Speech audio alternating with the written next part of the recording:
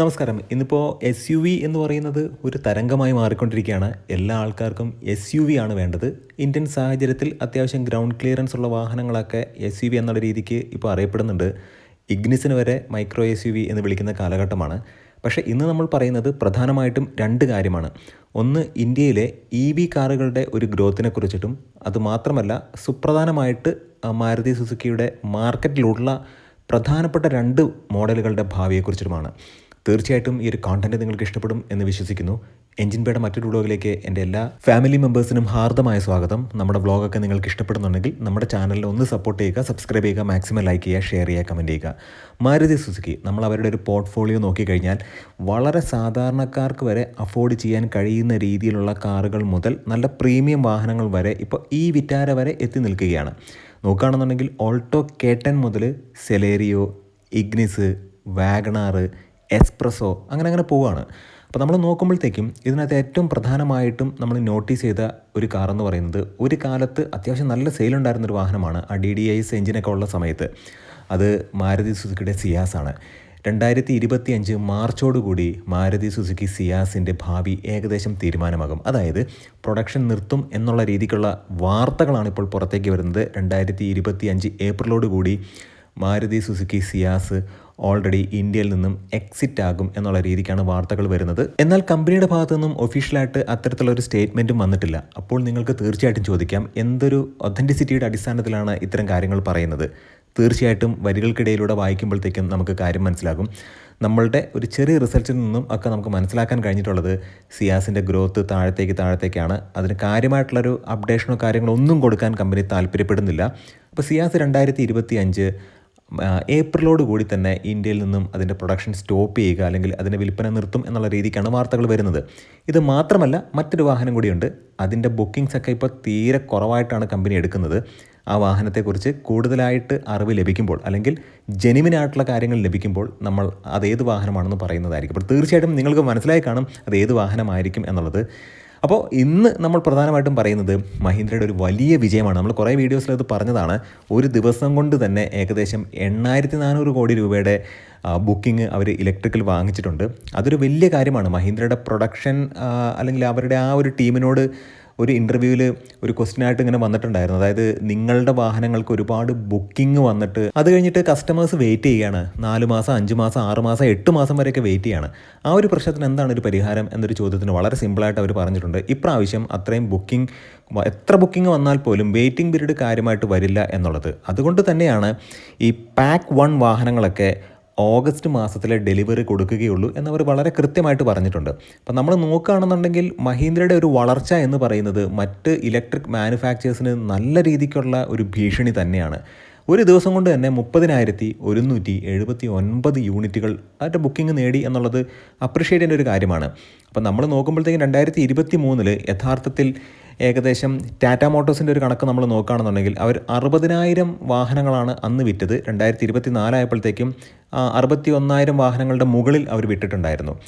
മൊത്തത്തിൽ 2023 all over ഇന്ത്യയിലുള്ള electric വാഹനങ്ങളുടെ ഒരു സെയിൽ നോക്കുകയാണെന്നുണ്ടെങ്കിൽ 82,000 അപ്രോക്സിമേറ്റ്ലി 82,000 യൂണിറ്റുകൾ 2023 എല്ലാ മാനുഫാക്ചേഴ്സും കൂടി EV ആയിട്ട് വിറ്റിട്ടുണ്ടായിരുന്നു. 2024 വന്നപ്പോഴത്തേക്കും അപ്രോക്സിമേറ്റ്ലി 1,00,000 യൂണിറ്റുകൾ വിറ്റിട്ടുണ്ടായിരുന്നു. അപ്പോൾ മാർക്കറ്റിൻ്റെ ഗ്രോത്ത് എന്ന് പറയുന്നത് വളരെ മികച്ചതായിരുന്നു. ഒരു ഫാസ്റ്റ് ആയിട്ടുള്ളൊരു ഗ്രോത്ത് എന്ന് നമുക്ക് പറയാൻ കഴിയില്ല. എന്നാൽ പോലും ഗ്രാജുവലി ഇങ്ങനെ സ്റ്റെപ്പ് ചെയ്യുകയാണ്. അപ്പോൾ തന്നെ 2025 എന്ന് പറയുന്നത് ഇലക്ട്രിക് വാഹനങ്ങളുടെ ഒരു രണ്ടാമത്തെ ഒരു ഫേസിലേക്ക് കടക്കുക. അതായത് ഈ പറയുന്ന നിലവിലുള്ള ഐസ് പ്ലാറ്റ്ഫോമിനെ മോഡിഫൈ ചെയ്തിട്ട് അല്ലെങ്കിൽ ജനറേഷൻ 1 പ്ലാറ്റ്ഫോമിൽ നിന്നും ഇലക്ട്രിക് വാഹനങ്ങൾ ഉണ്ടാക്കുക എന്നുള്ളതൊക്കെ മാറിയിട്ട് ഒരു നിലവിലുള്ള ജനറേഷൻ 1 പ്ലാറ്റ്ഫോമിനെ മോഡിഫൈ ചെയ്തിട്ട് ജനറേഷൻ 2 പ്ലാറ്റ്ഫോമിലൊക്കെ വാഹനങ്ങൾ വരും. അതിനുശേഷം സ്കേപ്പ് ബോർഡ് ആർക്കിടെക്ചറിലുള്ള നല്ല വാഹനങ്ങൾ വരും. അത് തീർച്ചയായിട്ടും നമുക്ക് മനസ്സിലാവുന്ന ഒരു കാര്യം തന്നെയാണ്. 2.4% ഒരു ഗ്രോത്താണ് 2023 നിന്നും 2024 നോക്കുമ്പോഴത്തേക്കും EV കാറുകളുടെ എണ്ണത്തിൽ നമുക്ക് മനസ്സിലാക്കാൻ കഴിഞ്ഞിട്ടുള്ളത്. അതിനകത്ത് ഏറ്റവും പ്രധാനമായിട്ട് ടാറ്റയുടെ വാഹനങ്ങളാണ്. കാരണം അന്ന് വേറെ ചോയ്സ് ഉണ്ടായിരുന്നില്ല, ടാറ്റയുടെ വാഹനങ്ങൾ തന്നെയാണ്. ഇപ്പോൾ MG നമ്മൾ നോക്കുകയാണെന്നെങ്കിൽ 2023 അപ്രോക്സിമേറ്റ്ലി 9,000 യൂണിറ്റുകൾ മാത്രമാണ് അവർ വിറ്റഴിഞ്ഞിട്ടുള്ളത്. അവർക്ക് ആ ഒരു സമയത്ത് വലിയ വാഹനങ്ങളില്ല എന്ന് തന്നെ പറയാം. കാരണം വേരിയസ് ആയിട്ടുള്ള അല്ലെങ്കിൽ വെറൈറ്റി ഓഫ് വെഹിക്കിൾസ് അവർക്കില്ല. ഇപ്പം അവർക്കുള്ളത് നല്ല നല്ല വാഹനങ്ങളാണ്. കാരണം വിൻസർ എന്ന് പറയുന്നത് തന്നെ മികച്ച ഒരു വാഹനം തന്നെയാണ്. വൂളിങ്ങിൻ്റെ ക്ലൗഡ് EV ആണ്. ഇന്ത്യയിലേക്ക് അത് പേര് മാറ്റിയിട്ട് സസ്പെൻഷനിൽ കുറച്ച് ചേഞ്ചൊക്കെ വരുത്തിയിട്ട് വിൻസർ എന്നുള്ള രീതിക്ക് കൊണ്ടുവന്നതാണ് നമുക്കറിയാം. കാരണം വൂളിങ്ങിൻ്റെ എയർ തന്നെയാണ് ഇപ്പോൾ ഇവിടെ കോമറ്റ് എന്നുള്ള രീതിക്ക് വിൽക്കുന്നത്. ഇപ്പോൾ 2023 9,000 യൂണിറ്റുകൾ ആണ് ഇവിടെ വിറ്റിട്ടുണ്ടെങ്കിൽ 2024 വന്നപ്പോഴത്തേക്കും പെട്ടെന്ന് തന്നെ 21,000 യൂണിറ്റിലേക്ക് അത് വന്നിട്ടുണ്ട്. അപ്പോൾ തീർച്ചയായിട്ടും ഇതിൻ്റെ ഇടയ്ക്ക് ടാറ്റയ്ക്കൊന്ന് പാളിപ്പോയത് എവിടെയാണെന്ന് വെച്ച് കഴിഞ്ഞാൽ കർവ് എന്ന് പറയുന്നൊരു വാഹനമാണ്. ആ ഒരു മിഡ് സൈസ് SUV കാറ്റഗറിയിൽ ഇപ്പോൾ ക്രെറ്റ നല്ലൊരു കോമ്പറ്റീഷൻ കൊടുക്കുന്നുണ്ട്. പക്ഷേ ക്രെറ്റയുടെ ഒരു കേസ് എടുത്ത് നോക്കുമ്പോഴത്തേക്കും നിങ്ങൾ ക്രെറ്റ എന്ന് പറയുന്ന വാഹനത്തിനകത്ത് NMC ബാറ്ററിയാണ്. കാരണം ഇന്ത്യൻ സാഹചര്യത്തിൽ എപ്പോഴും നല്ലത് LFP ബാറ്ററി തന്നെയാണ്.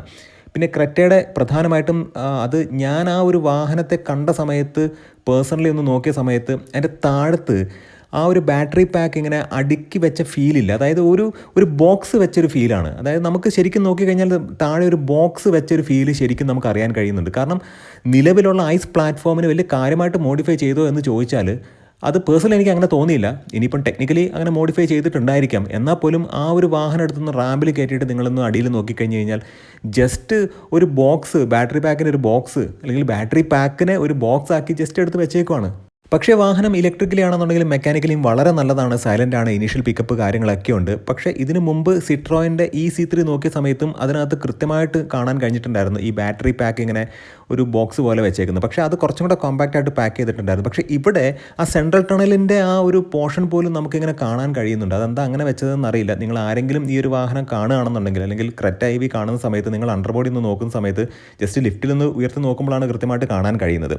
അപ്പോൾ തീർച്ചയായിട്ടും നമ്മൾ മനസ്സിലാക്കേണ്ട ഒരു കാര്യമെന്ന് പറയുന്നത് ഇനി അങ്ങോട്ട് വരുമ്പോഴത്തേക്കും ഒരുപാട് ഇലക്ട്രിക് കാറുകൾ വരുന്നുണ്ടായിരിക്കും. അതിനകത്ത് ഏറ്റവും നല്ല പ്രതീക്ഷ വെക്കുന്നൊരു വാഹനം എന്ന് പറയുന്നത് ഇപ്പോൾ ടാറ്റ മോട്ടോഴ്സിനെ കമ്പയർ ചെയ്യുമ്പോഴത്തേക്കും ഏറ്റവും കൂടുതൽ പ്രതീക്ഷ ഉള്ളൊരു വാഹന നിർമ്മാണ കമ്പനി എന്ന് പറയുന്നത് MG ആണ്. MGയുടെ യപ്പ് ഇനി വരാൻ പോകുന്നുണ്ട്. അത് മാത്രമല്ല MGയുടെ ബിങ്കോ എന്ന് പറയുന്നൊരു വാഹനം ഇനി തീർച്ചയായിട്ടും ഇന്ത്യൻ മാർക്കറ്റിലേക്ക് വരും. ഇപ്പം ടിയാഗോ ഇരിക്കുന്ന ആ ഒരു കാറ്റഗറിയിൽ നമുക്ക് വേണ്ടത്, അതായത് അത്യാവശ്യം ഒരു 300 കിലോമീറ്റർ റേഞ്ച് ഉള്ളൊരു വാഹനം ആ ഒരു ടിയാഗോ കാറ്റഗറിയിൽ ഉണ്ടെങ്കിൽ ഡേ ടു ഡേ ആക്ടിവിറ്റിക്കും അല്ലെന്നുണ്ടെങ്കിൽ ഓഫീസിലേക്ക് പോകാനും തിരിച്ചു വരാനും അങ്ങനെയുള്ള A എന്ന് പറയുന്ന പോയിന്റിൽ നിന്നും Bയിലേക്ക് പോവുകയും Bയിൽ നിന്നും തിരിച്ച് Aയിലേക്ക് വരികയും ചെയ്യുന്ന അത്തരത്തിലുള്ളൊരു സ്കെഡ്യൂൾ പ്ലാൻ ചെയ്തിട്ട് ഉപയോഗിക്കാൻ കഴിയുന്ന വാഹനങ്ങളാണ് ഇന്ന് ആവശ്യം. അപ്പോൾ നമ്മൾ നോക്കുകയാണെന്നുണ്ടെങ്കിൽ ടിയാഗോ പോലെ അല്ലെങ്കിൽ 7.99 ലാഖിനൊക്കെ തുടങ്ങിയിട്ട് ഒരു 10 ലക്ഷം രൂപയുടെ താഴെ എക്സ്-ഷോറൂം പ്രൈസ് അങ്ങനെ പ്ലേസ് ചെയ്യുന്നൊരു വാഹനം ഉണ്ടെങ്കിൽ അതിന് 300 കിലോമീറ്റർ റേഞ്ച് ലഭിക്കും എന്നുണ്ടെങ്കിൽ തീർച്ചയായിട്ടും അത്തരം വാഹനമാണ് ഇന്ന് ഇന്ത്യൻ ജനതയ്ക്ക് ആവശ്യം. അപ്പോൾ തീർച്ചയായിട്ടും അത് നോക്കുമ്പോഴത്തേക്കും നമ്മൾ ഫോക്കസ് ചെയ്യുന്നത് MGയുടെ ബിങ്കോ എന്ന് പറയുന്ന ഒരു വാഹനമാണ്. യപ്പ് എന്ന് പറയുന്ന വാഹനം ഓൾറെഡി അതിൻ്റെ ഡിസൈനെ കൂടെ പാറ്റൻറ്റ് ചെയ്തിട്ടുണ്ട്. പക്ഷേ അത് വരുമ്പോഴത്തേക്കും എന്തായാലും പ്രൈസ് കൂടും. പക്ഷേ വിൻസർ എന്ന് പറയുന്ന വാഹനം ഉണ്ടാക്കിയ ഒരു ഹൈപ്പ് എന്ന് പറയുന്നത് യഥാർത്ഥത്തിൽ ആ ഒരു വാഹനത്തിൻ്റെ സ്പേസും കംഫർട്ടും ടയർ നോയ്സ് മാത്രമാണ് ഞാൻ ആ ഒരു വാഹനം ഓടിച്ച സമയത്ത് എനിക്ക് തോന്നിയൊരു സംഭവം. കാരണം കുറച്ച് നല്ല രീതിക്ക് ടയർ നോയ്സ് നമുക്ക് കേൾക്കുന്നുണ്ടായിരുന്നു. പിന്നെ ആ ഒരു ഇൻഫോർടൈൻമെൻറ്റ് സിസ്റ്റത്തിൻ്റെ പ്രശ്നവും കാര്യങ്ങളൊക്കെ അത് ചില സമയങ്ങളിൽ അത് ഭയങ്കരമായിട്ട് എന്താ പറയുക, അതിൻ്റെ ബിഹേവിയർ കുറച്ച് ഡിഫറൻ്റ് ആയിരുന്നു. നമ്മൾ ടച്ച് സെൻസിറ്റിവിറ്റിയൊക്കെ കുറച്ച് പ്രശ്നം പോലെ എനിക്ക് തോന്നി. ചിലപ്പം ഞാൻ ഉപയോഗിച്ച ആ ഒരു അല്ലെങ്കിൽ ടെസ്റ്റ് ഡ്രൈവ് ചെയ്ത ആ ഒരു വാഹനത്തിൻ്റെ ടച്ച് ഇൻഫർടൈൻമെൻറ്റ് സിസ്റ്റത്തിൻ്റെ പ്രശ്നം കൊണ്ടായിരിക്കാം. എന്നാൽ പോലും ബാക്കിയുള്ള സ്പേസ് ആണെന്നുണ്ടെങ്കിലും കംഫർട്ട് ആണെന്നുണ്ടെങ്കിലും ഒക്കെ വളരെ മികച്ചതാണ്. പിന്നെ ആ ഒരു കുഷ്യൻ ടൈപ്പ് അല്ലെങ്കിൽ സോഫ കൈൻഡ് ഓഫ് ഒരു സീറ്റ് ഉണ്ടല്ലോ, അപ്പോൾ അതിനകത്ത് ചെളിയൊക്കെ പിടിക്കാനുള്ളൊരു സാധ്യതയുണ്ട്. പക്ഷേ എന്നിരുന്നാലും ടാറ്റ മോട്ടോഴ്സിന് പാളിപ്പോയത് അവരുടെ കർവ് തന്നെയാണ്. കർവ് നമ്മൾ ഫ്രണ്ടിൽ നിന്ന് നോക്കുമ്പോഴത്തേക്കും യഥാർത്ഥത്തിൽ കർവ് ആണോ നെക്സോൺ ആണോ എന്നൊന്നും തിരിച്ചറിയാൻ കഴിയില്ല. കാരണം സൈഡിൽ നിന്ന് നോക്കുമ്പോഴത്തേക്കുമാണ് നെക്സോൺ ഒരു പെട്ടി വെച്ച പോലെ ഒരു ഫീലാണ്. അതാണ് പലപ്പോഴും കസ്റ്റമേഴ്സിൻ്റെ ഭാഗത്ത് നിന്ന് കിട്ടിയ ഒരു ഫീഡ്ബാക്ക്. പക്ഷേ മികച്ച വാഹനമാണ്. കാരണം എന്താണെന്ന് വെച്ച് കഴിഞ്ഞാൽ ഈ കർവ് എന്ന് പറയുന്ന വാഹനത്തെ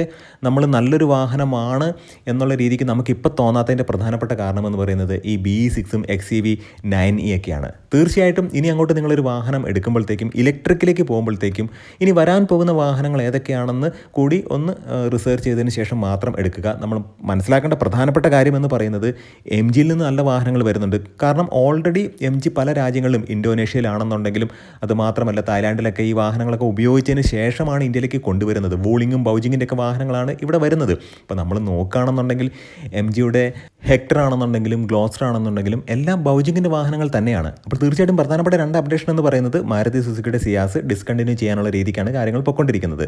പിന്നെ അതുമാത്രമല്ല അവരുടെ ഒരു വാഹനത്തിൻ്റെ ബുക്കിംഗ് കൂടെ ഇപ്പോൾ കമ്പനി എടുക്കുന്നില്ല എന്നുള്ള രീതിക്കുള്ള വാർത്തകൾ വരുന്നുണ്ട്. അപ്പോൾ തീർച്ചയായിട്ടും ഈ ഒരു വ്ളോഗ് ഇഷ്ടപ്പെട്ടിട്ടുണ്ടെങ്കിൽ നമ്മുടെ ചാനലിനെ സപ്പോർട്ട് ചെയ്യുക, സബ്സ്ക്രൈബ് ചെയ്യുക, മാക്സിമം ലൈക്ക് ചെയ്യുക, ഷെയർ ചെയ്യുക, കമൻറ്റ് ചെയ്യുക. നല്ല നല്ല വ്ളോഗ്സുമായിട്ട് നമുക്ക് വീണ്ടും കാണാം. നിങ്ങളുടെ സ്നേഹത്തിനും സപ്പോർട്ടിനും ഒരിക്കൽ കൂടെ നന്ദി. നമസ്കാരം.